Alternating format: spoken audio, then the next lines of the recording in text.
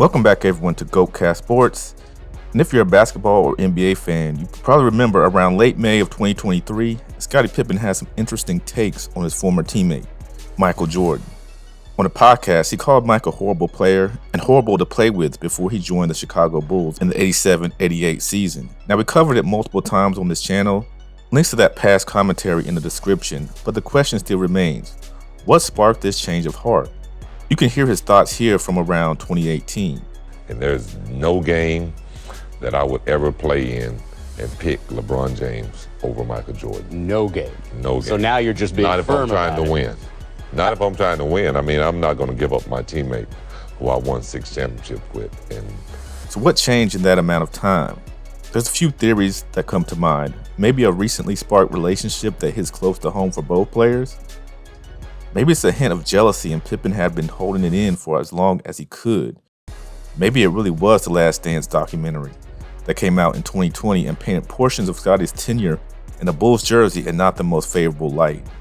Whatever it is, it seemed really one-sided and out of nowhere. Mike, for his part, seems to have been highly complimentary of his former teammate, even in a special moment of The Last Dance citing this about Pippen. "I didn't win without Scottie Pippen, and that's why I consider him my best teammate of all time. Whenever they speak Michael Jordan, they should speak Scottie Pippen," which when you think of the greatness of MJ is high praise.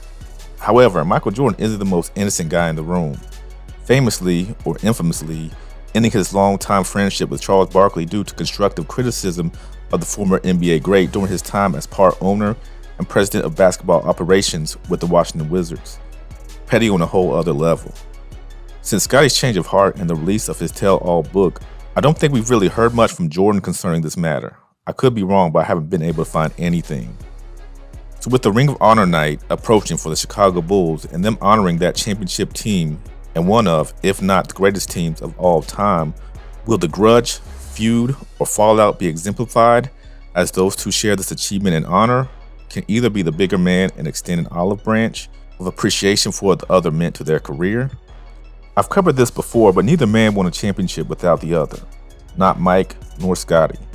And that's not an indictment on either player. All great players have a complementary player that boosts their game to the next level. We've seen it for many years throughout the NBA. So Mike and Scottie being so efficient together shouldn't diminish either man's game at all. Let's just look at their time together.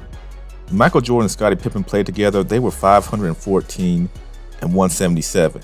For you stat nerds, that is a winning percentage of 74%, which is a better percentage than Shaq and Kobe, Magic and Kareem, Larry Bird and Kevin McHale, and the Twin Towers of Tim Duncan and David Robinson. The duo was so good together that many used Pippen as a key cog in their reason for Michael Jordan not being the GOAT. However, I always think that's a weak argument because no player has accomplished the highs of highs in the NBA without a great player by their side. So it's a moot point. Anyways, Pippen was definitely a big part of the rise of his airness, and them being in the trenches together was always what made their eventual dominance over the league so special. Seeing them go to war with the Detroit Pistons, only to come up short for so many years until they finally exercised that demon in '91. The classic back and forth clashes with the New York Knicks that attempted to play spoiler many times in their dynasty days, to Scottie even mid-game calling for his teammate to return so they can get back to their championship ways. Scottie in many ways was the yang to Jordan's yin, both being nightmarish two-way players in their storied careers, terrorizing backcourts their 10 seasons together. In those 10 seasons together, they had a top 10 defensive rating 7 times, which of course means they were one of the very best defenses throughout nearly their entire time together. With all of that, does Scottie have a point when it comes to Jordan and the praise he receives from fans, media, and so on? He wrote in his unguarded memoir, "They glorified Michael Jordan while not giving nearly enough praise to me and my proud teammates." Pippen wrote in his November 2021 unguarded memoir, alleging Jordan's The Last Dance docuseries didn't feature enough of their teammates. Michael deserved a large portion of the blame. The producers had granted him editorial control of the final product. The doc couldn't have been released otherwise. He was lead man and the director. As big of a part Scottie was to that team, the simple fact is, the Chicago Bulls were Michael Jordan's team. Now I could understand a little better if this were Kevin Durant and all the praise was heaped on Steph Curry during their Warriors runs, where he without a doubt outplayed Curry, but in hindsight, that was still Curry's team. And I get Scottie's gripes with the documentary, There could have been a little more from the other teammates to give more pieces of the story going in and ending that historic run. However, most people tuned in to see Mike's story and how the supporting cast got the job done. Was Mike in the wrong for the final product? I guess it was a little self-indulgent, and he could have spiced things up with more from his former teammates. Could he have asked for some input from a guy like Scotty during his segments of the series to maybe get clarity from his point of view of how things went down instead of greenlighting a one-sided effort? Absolutely. Would that really have changed anyone's viewing pleasure outside of maybe Scotty's? Not at all. I don't believe The Last Dance was a smear campaign by Jordan. His words, as mentioned earlier, seem very sincere, even beyond the point of Scotty's criticisms of the documentary. And well, as I spoke earlier, Mike isn't too great with accepting criticism. We've heard very little from him on this topic. Now, I know there's another underlying issue that could have pushed the two further away, but I don't speak on personal dealings and relationship gossip. Yes, Jordan's son Marcus is dating Scotty's ex-wife, Larsa Pippen.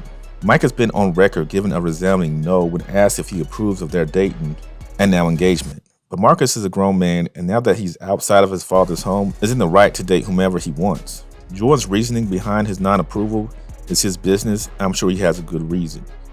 Either way, they accomplished something very few teams in the NBA have, especially since the ABA merger, and that's win multiple chips in a three-peat. In fact, only 3 teams have ever done it. Yes, 3. And the Bulls are one of them, along with the Lakers and Boston Celtics. With such a rare accomplishment, you would think that these two, who are widely regarded as one of the best duos in NBA history, could slide personal grievances to the side and show that they are just as good humans as they are basketball players. And that very well could happen. Will that silence be broken on January 11th as they come together to celebrate that 72-10 win championship team during the Ring of Honor night in a private gala? Will they mend their friendship at the halftime special on January 12th? I guess we'll have to wait and see. We've seen what both can do without the other, and while both Scottie Pippen and Michael Jordan were still phenomenal outside of a Bulls jersey, the magic they were able to create when they band together is legendary and deserves to be highlighted for the Chicago fans near and far. Hopefully, we'll get to see that happen later this week. But what do you guys think? Can Scotty and Mike mend their friendship, or is it doomed for eternity? Let me know in the comments section. Also, if you want to ascend to GOAT status like number 23, please like and subscribe to the channel. We're getting closer and closer to 1K subs. Can't do it without you guys. Thank you, and I hope you enjoyed.